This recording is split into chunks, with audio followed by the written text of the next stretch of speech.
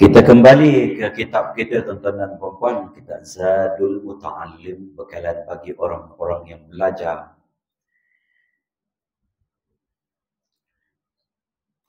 Pada malam ini ke surat yang ke-171, Babun Nikah. Qala al-musannif rahimahullah ta'ala nafa'ani wa iyyakum bi'ulumihi fid darain. Babun Nikah. Nikah ni apa, tuan-tuan dan puan-puan? Sebelum itu kita telah masuk ke rubuk yang ketiga daripada 4 rubuk dalam fiqh, ilmu fiqh. Rubuk yang pertama kita selesai, iaitu rubuk ibadat. Puasa, sebelum itu sembahyang, puasa, zakat, haji. Dan kita pun sudah selesai rubuk muamalat, jual beli, sewa menyewa dan sebagainya, selesai. Ini rubuk yang ketiga, iaitu munakahat. Munakahat maksudnya nikah kahwin, persoalan-persoalan bersangkut paut, talak, rujuk, khulu' dan sebagainya. Dan rubuk yang keempat, jinayat, hukum pidana. Dan selesailah kita, alhamdulillah lah selepas itu. Tak lama lagi kita akan habiskan 2 bab ini. Kalau mengikut kitab ini memang terlalu ringkas. Tuan-tuan, puan-puan mungkin kalau mendalaminya lagi, naiklah kitab-kitab yang lebih tinggi. Ya. Kitab ini adalah kitab yang paling ringkas. Kita selesai memperkatakan tentang akidah, ilmu tauhid. Kemudian selesai memperkatakan tentang ilmu tasawuf. Cuma ada baki beberapa helai diletakkan di bawah akhlak. Bab tasawuf habis, tapi yang beberapa helai lagi itu bawah adab. Dia ada kitab ini meliputi tauhid, ilmu tauhid, ilmu akidah, lepas itu ilmu fiqh, ilmu tasawuf, dan ilmu akhlak dia panggil. 4 tulis. Ya, tuan-tuan tengok di kulitnya tu. Di kulitnya tu. Yang keempat, akhlak. Ada beberapa helai lagi tentang akhlak ni. Dan insya-Allah kita akan tamatkan kitab ini. Babun nikah. Apa dia nikah, tuan-tuan dan puan-puan? Nikah ni pada bahasa, kita mula dengan definisi. Definisi ni maksud ta'rif. Pada bahasa maksudnya al-jam'i wa dhamm. Satukan, dapatkan, kepilkan, kepal pula. Itu makna pada bahasa. Adapun pada lughat, pada syarak, iaitu satu akad yang mengharuskan pasangan terdiri daripada suami dan isteri saling mendapat, kita nak panggil apa? Kenikmatan lah. Kenikmatan. Ya. Dan bila disebut dalam Al-Quran perkataan nikah, tuan-tuan, walaupun nikah sebenarnya juga bermaksud, kita tadi pada bahasa jamak ada kumpul, bom ni dapatkan begitu, bermakna bersetubuh. Dan istimta' ni bersuka-suka pasangan suami isteri. Ya, itu makna nikah. Tetapi pada umum apabila disebut dalam Quran, nikah ini merujuk kepada akad, iaitu perkahwinan. Nikah yang kita faham. Ya? Dalil daripada Al-Quran, a'udzubillahi minasyaitonir rajim. Fankihu ma qaba lakum minan nisa'i masna wa thulatha wa ruba'. Kawinilah wanita itu dua-dua wanita yang kamu sukai, yang baik-baik, 2-2, 3-3, 4. Maksudnya berkahwinlah, boleh berkahwinlah, fankihu kan, ambil di situ. Yang masna wa thulatha wa ruba' ni kita akan bahaskan kemudian, masuk bab poligami. Baik. Dan daripada hadis Rasulullah sallallahu alaihi wasallam bersabda, ya ma'syarus syabab, wahai para pemuda, man istata'a minkum alba'ah falyatazawwaj. Sesiapa yang mampu di kalangan kamu ini, mampu dari segi nafkah, mampu dari segi memberi nafkah batin, maksudnya apa dia kita panggil? Ada itulah, setengah orang tak ada. Tak ada nafsu misalnya. Tak boleh nak berhubung badan, contoh. Siapa yang ada ba'ah tu, kemampuan, sama ada kemampuan ekonomi dan kemampuan batin, fa'alaikum bizawaj, falyatazawwaju, maka hendaklah kamu berkahwin. Fa'innahu aghaddu lil basar. Kenapa? Perkahwinan itu lebih menundukkan pandangan. Dah ada isteri yang halal di rumah, kuranglah sikit godaan-godaan yang di luar sana. Ya. Wa ahsanu lil farj, dan lebih melindungi kelamin.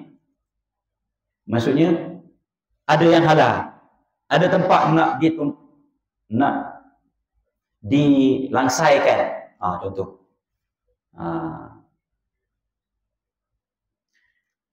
Wa man lam yastati'. Wa man lam yastati' fa 'alaihi bis-shawm. Siapa yang tak mampu, puasalah, kata Nabi. Fa innahu lahu wija'. Kerana puasa itu dia boleh menjadi perisai kepada bentengan nafsu. Lebih mudah nak mengawal nafsu lah. Kalau kita puasa tak ada lapar dan sebagainya, kadang tak ada mood juga nak jalan-jalan, baik duduk rumah. Tapi kalau kenyang, perut kenyang, makan pula makanan-makanan yang panas, kari, sup dan sebagainya, bersemangatlah. Tapi kalau puasa ni al-maklum sajalah, Nabi sallallahu alaihi wasallam pesan pada para pemuda.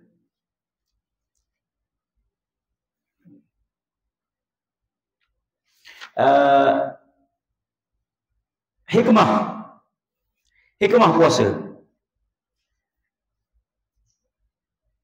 Kalau dalam kitab, kita akan petik sedikit, kita akan sebut sepintas lalu dalam kitab Al-Fiqhul Manhaji. Yang pertama dia kata itu adalah memenuhi tuntutan fitrah. Tuntutan fitrah. Ya. Jadi Islam membenarkan fitrah. Kalau ada yang tidak membenarkan, ada ya? Ada agama tertentu yang tidak membenarkan golongan tertentu berkahwin, maka itu melawan fitrah. Apa terjadi? Banyak kes, tuan-tuan dan puan, berbilion-bilion dolar terpaksa dibayar saman, dibayar ganti rugi dan sebagainya, karena manusia itu begitu. Tapi disekat fitrahnya. Bagaimana nak menyalurkan fitrah itu? Melalui perkara-perkara yang haram, berlakulah rokok, cabut, zina dan sebagainya. Dan akan meneruskan survival manusia, keturunan manusia. Kalau laki dengan laki ni nak bagaimana ni? Perempuan dengan perempuan di zaman sekarang ni, kuat benar ni sekarang ni. Tak boleh kita nak tulis perkataan tu, singkatan itu pun. kuat, diperjuangkan di seluruh dunia. Daripada mana ni? Mana esok anak cucu kita? Ambil anak beruk kali ni. Ke macam mana?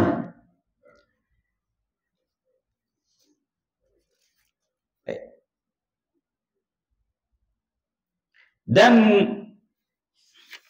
al-hifaz 'ala al-akhlaq. Dia menjaga akhlak. Kalau tak, tuan-tuan dan puan-puan, tidak ada bezanya manusia dengan binatang. Isteri aku, isteri kau, isteri kau, isteri aku juga. Nah, bagus. Ayam jangan. Kejar sampai keliling kampung je. Yang tak ada gairah, jealous ni, babi. Babi tak. Babi dia tak kisah. Ini tak membezakan. Itu yang membezakan kita dengan binatang. Allah muliakan kita ni kerana itulah. Dan untuk mendapatkan ketenangan, mawaddah, sakinah, yang disebut apa dia punya tu? Rumahku, syurgaku, baiti jannati. Sakinah wa mawaddah. Ada. Stabil. Di Jepun, tuan-tuan dan puan-puan, ada satu penyakit. Penyakit dia suka berseorangan dan kemudiannya mendapat loneliness, kesunyian, sunyi. Menyebabkan ada syarikat-syarikat yang menyewakan, siapa-siapa nak sewa suami boleh, sewa isteri boleh, masuk tempat teman. Satu keluarga ada. Sewa satu keluarga. Maksudnya, dia sewa, duduk sekejap dengan dia, ataupun dia pergi duduk dengan orang tu, ni dia anggap sebagai ayah, ni sebagai ibu, ni adik-adik dia, untuk menghilangkan kesunyian dia. Di Jepun, tuan-tuan dan puan-puan, boleh kaya raya tokek tu. Tokek yang membekalkan tu. Bukan tujuan seksual. Tujuan seksual tu gigolo ke tak tahu dan sebagainya, tu lain. Ini dah. Baiti jannati. Orang Arab ni selinganlah. Orang Arab kalau tanya di mana awak tinggal, aina taskunu. Kalau lelaki, kalau perempuan, aina taskunina. Di mana awak sukun. Sukun itu daripada, bukan awak sukun ni, awak sakin. Aina anta sakin, di mana awak tinggal. Sakinah, daripada sakinah. Sakinah ni tenang. Di mana awak tenang. Kalau asrama itu dipanggil maskan talabah. Aina taskun. Daripada tenang. Kita balik rumah, kita tenang. Tuan-tuan kalau tak tenang, bukan maskan itu. Bukan tempat tinggal tu di situ. Baik.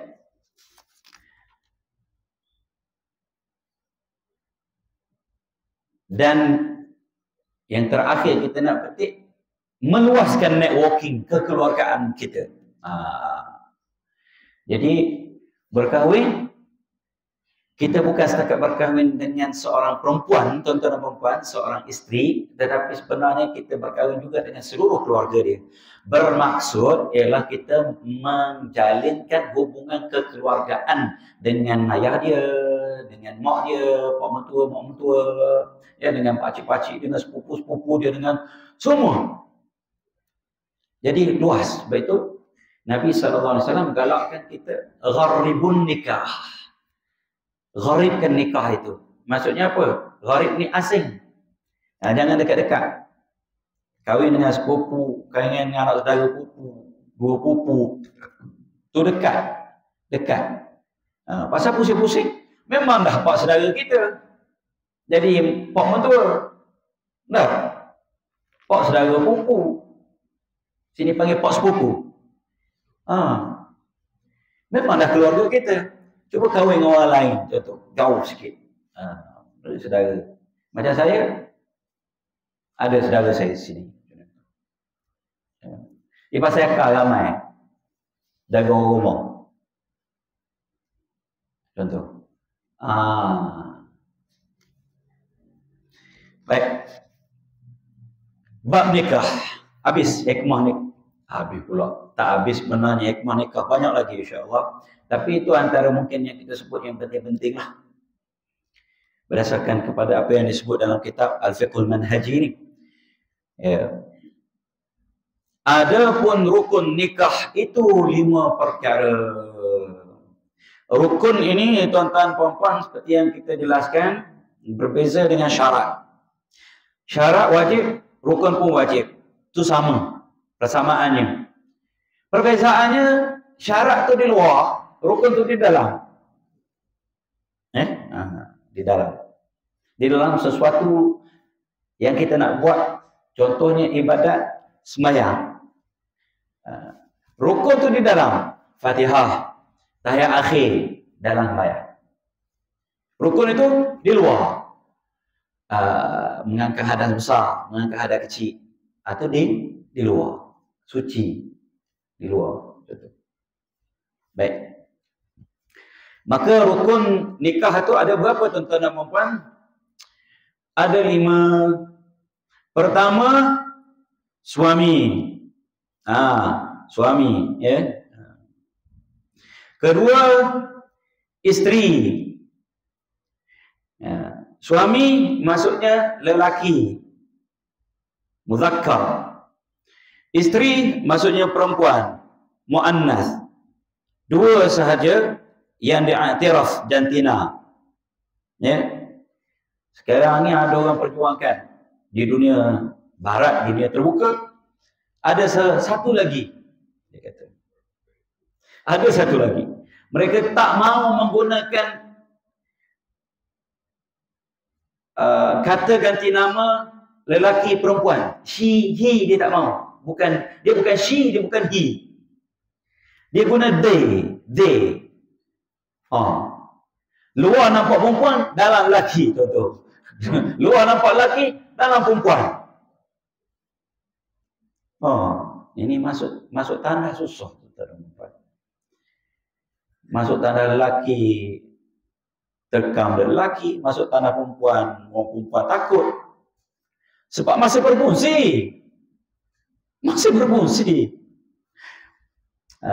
Itu tidak diiktiraf, itu dilaknat oleh Allah Subhanahu wa taala. La'ana Rasulullah sallallahu alaihi wasallam al-mukhannathina minar rijali wal mutarajjilati minan nisa. Rasulullah sallallahu alaihi wasallam melaknat orang lelaki yang berperangai, berkelakuan, berupa meniru perempuan, orang lelaki meniru perempuan,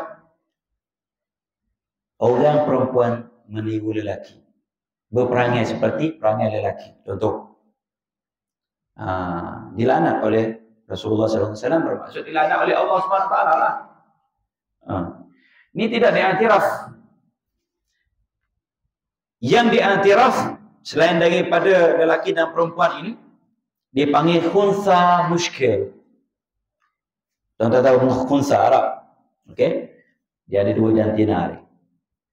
Laki pun nak tahu dia nak kata, perempuan pun tahu dia nak kata. Ini dia iktiraf. Ada hukumnya dalam fiqh, dalam syarak. Tapi kalau yang itu dah tidak diiktiraf, maka kena jelas. Kalau suami, bukan hak tu. Ada katanya, kalau kalian tengok-tengok, dia panggil tomboy.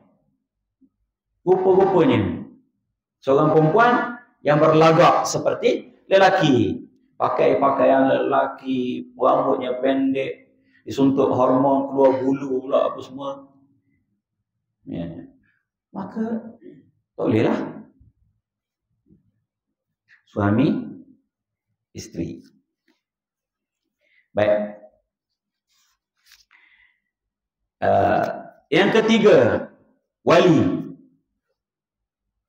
Wali ini ialah, tuan-tuan nak jadi wali.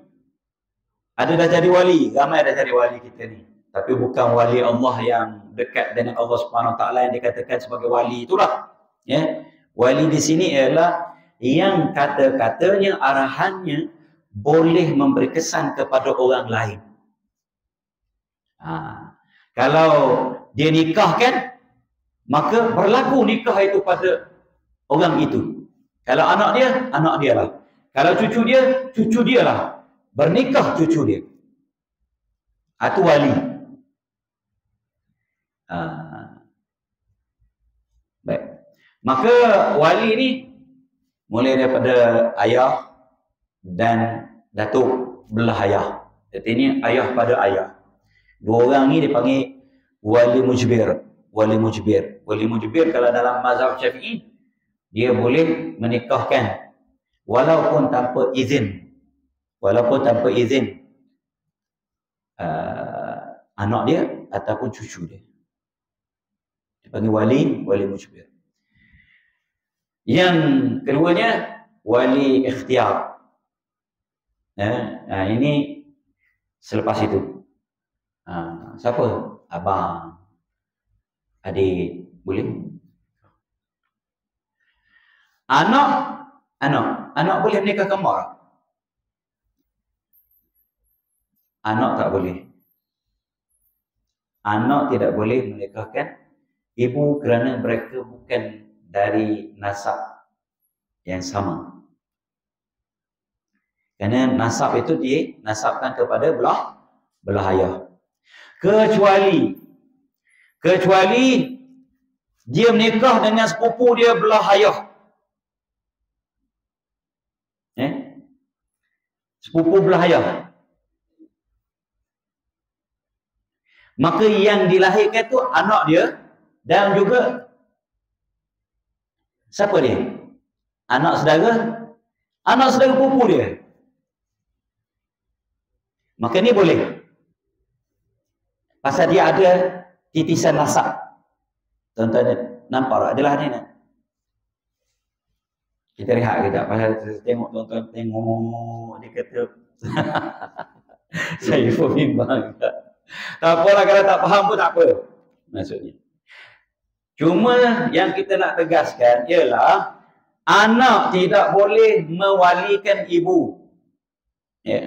Sepupu boleh, sepupu belah ayah. Anak saudara pupu boleh. Belah ayah sebab dia ada titisan darah, nasab tu.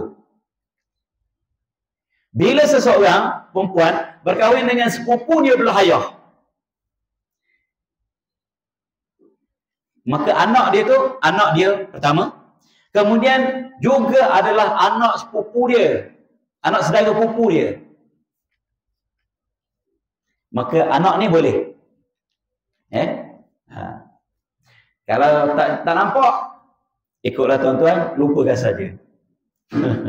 Kalau tuan-tuan sini nak jadi qadhi ke nak jadi apa, tapi kalau nak jadi wali hakim, nak minta tauliah wali hakim, maka kena mantap lah bagian-bagian ni.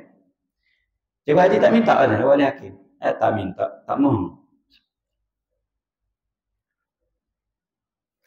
Dulu tuan qadhi ada tawarkan jadi wali hakim. Waktu tu masih kosong di kawasan Jabi. Tapi tak ada seorang pun kawan-kawan kita yang berminat, sebabnya waktu cuti tak boleh nak pergi tempat lain. Orang booking. Terikat. Baik. Keempat, dua orang saksi.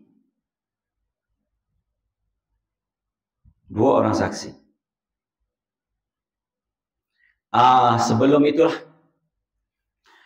sebelum kita pergi ke dua orang saksi ni, ada sikit catatan. Kelayakan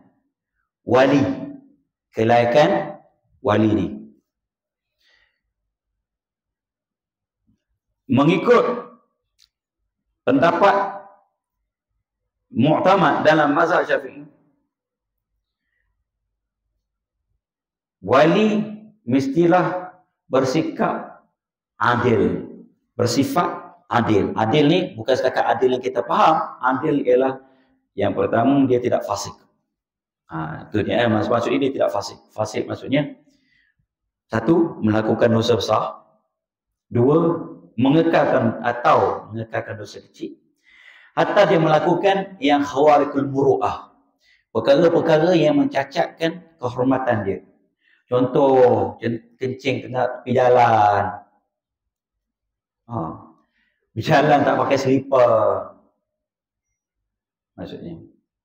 Itu mencacatkan maruah dia. Semayang jarang-jarang. Mayang Jumaat saja. Tahan juga. Ada semayang raya saja 2 kali setahun. Mayang. Contoh. Jadi qaul dalam mazhab Syafi'i, terutamanya mutaakhirin, tidak mengetatkan bahagian syarat itu. Kerana kalau diketatkan di zaman sekarang, maka rasa-rasanya hanya segelintir, segolongan kecil sahaja yang boleh mewalikan anak dia, menikahkan anak dia. Sebab terlibat belaka. Tak. Mungkin kalau tak membunuh, tak berzina, tak itu terlibat dengan riba dan sebagainya. Maka tidak ada lagi sebenarnya dalam sejarah wali yang disekat kerana dia fasik.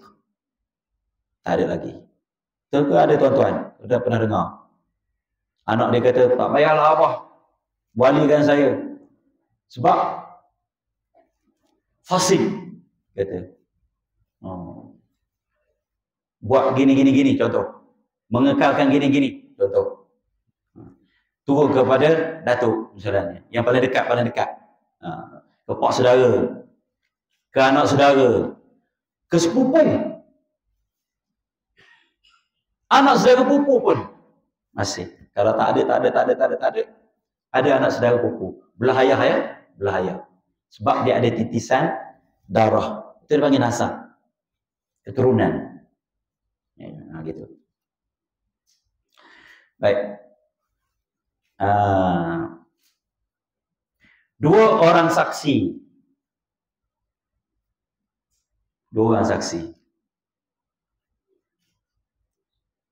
Saya pernah juga lah jadi saksi beberapa kali. Jadi wali dah lagi. Kelima, ijab dan qabul. Ini dipanggil sirah. Ijab, orang yang pertama melafazkan. Sirah akad itu.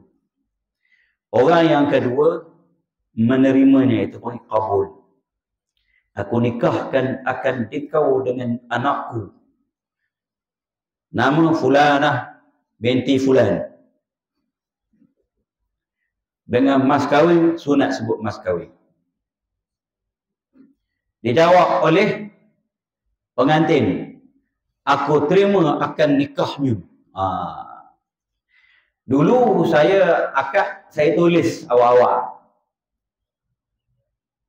Orang nampak lekeh, tapi orang tak boleh bully. Minta maaf, saya terpaksa guna bully itu. Kadang-kadang saksi ni tak payahlah itu sangat, maksudnya. Sekali lagi. Bila begitu pengantin lelakinya makin menggelabah, makin tersasu. Akhir sekali dia nikah kapal tua dia.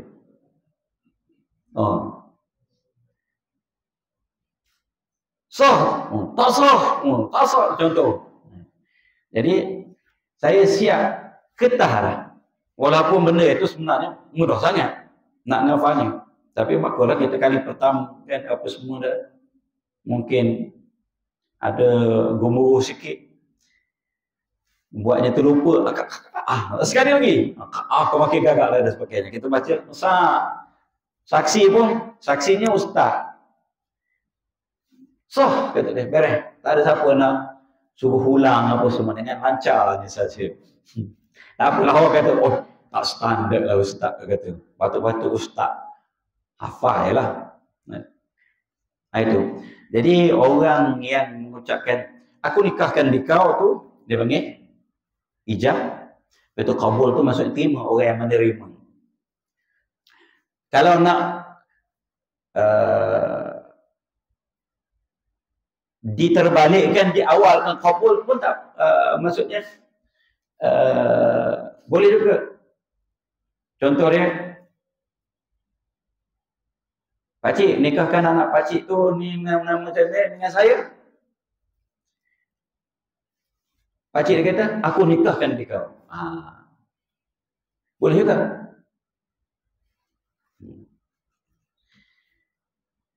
Dan dalam mazhab Syafi'i,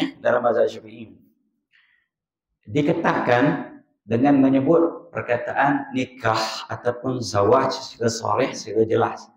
Kinayah-kinayah tak boleh. Umum saja tak boleh.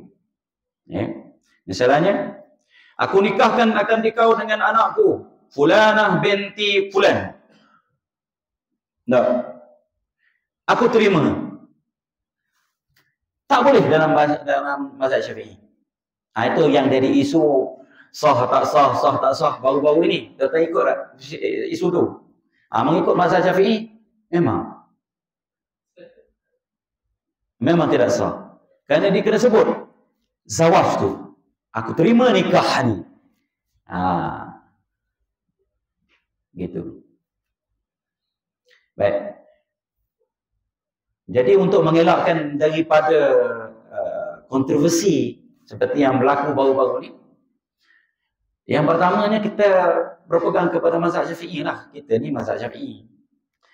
Kalau macam dia perlis tu, dia tak pegang mazhab Syafi'i. Itu tak apa, berlakulah dia perlis. Masalahnya di Terengganu kita ni, misalnya. Kita berpegang pada mazhab Syafi'i. Maka mazhab Syafi'i lah yang kita pegang. Jangan kita buka pada orang awam. Mazhab fiqh ni luas. Ulama tu pun betul juga. Boleh kita berpegang pada sana.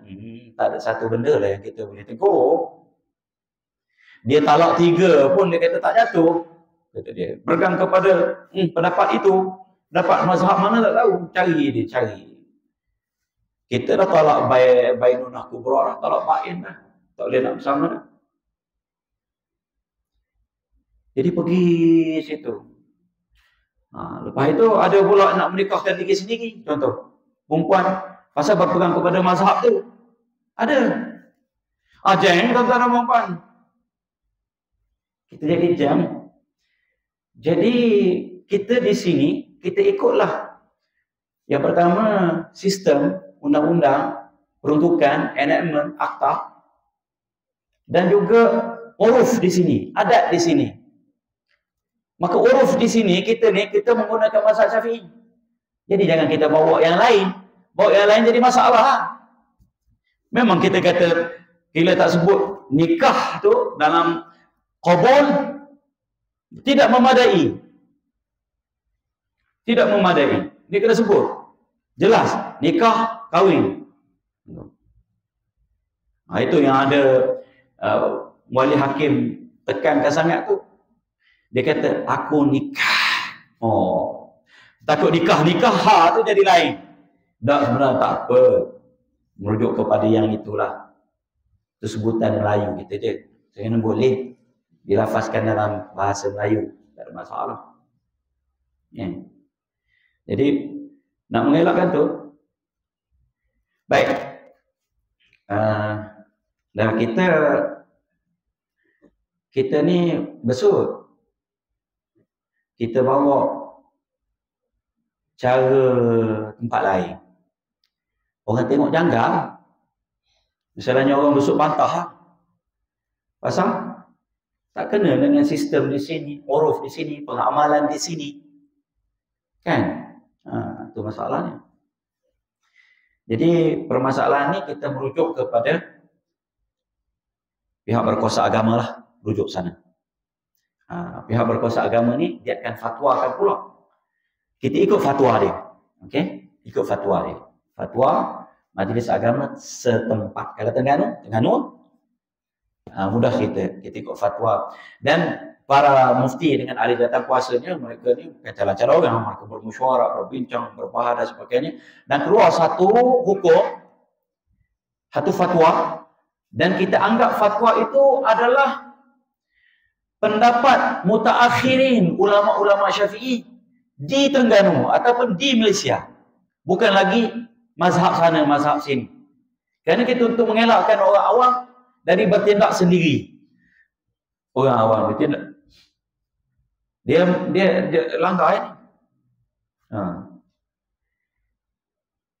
Baik.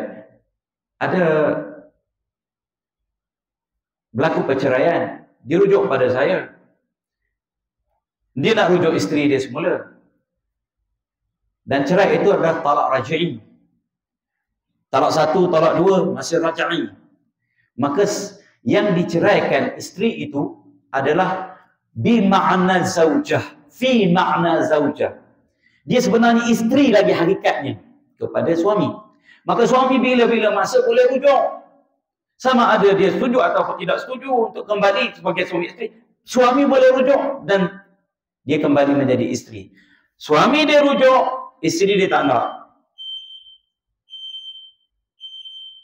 Dia dah lafaz, dia dah sebagainya. Apa yang saya sebut dan sebagainya, saya pun malah nak bertanya lebih lanjut dan sebagainya. Pandai-pandailah. Kata kita hak pening kan, masalah orang. Ini masalah tentara perempuan. Maka nanti habis endahnya bulan 12 ni, dia pun kahwin, sedangkan status dia masih isteri kerana talak raj'i. Dalam talak raj'i, dia tidak boleh dipinang, haram hukum dia. Hatta kalau kita pergi, kita sindir-sindir, nak meminang pun haram hukum dia. Kerana dia itu masih dalam makna isteri. Itu tuan-tuan dan puan-puan, dalam makna isteri. Jadi, saya pun malah nak tanya, pasal kita kira dia orang yang mengetahui juga. Suami dia, bekas suami dia sebut begitu. Takkan tak tahu hukum. Bermasalah itu tentara perempuan. Baik. Apa saranan saya, misalnya rujuk kepada itu tak diikuti, maka saya berlepas diri. Saya hanya boleh menyebut, mengatakan hukum bagaimana. Tindakan terserahlah. Masing-masing jagalah agama masing-masing.